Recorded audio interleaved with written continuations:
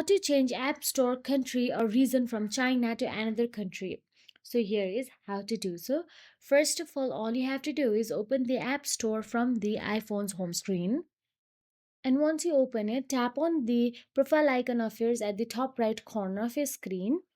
And once you tap on it, tap on your Apple ID. Then simply tap on the country/region option available there, and you will be navigated to the list of countries and region. From there, all you have to do is look for the China.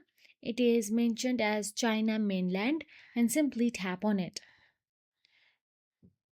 And once you tap on the China, you will be navigated to the terms and conditions. For that, follow the on-screen instructions, such as you will be asked to continue the process or not. Tap on the continue. Then here in the terms and conditions, you will get to see all in Chinese.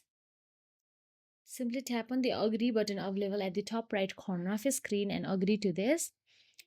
Then you'll be navigated to the payment or the address section. Here you can simply choose none as the payment option and use a random valid address from that country. You can just search for one online, and once saved, your app store will switch to that region.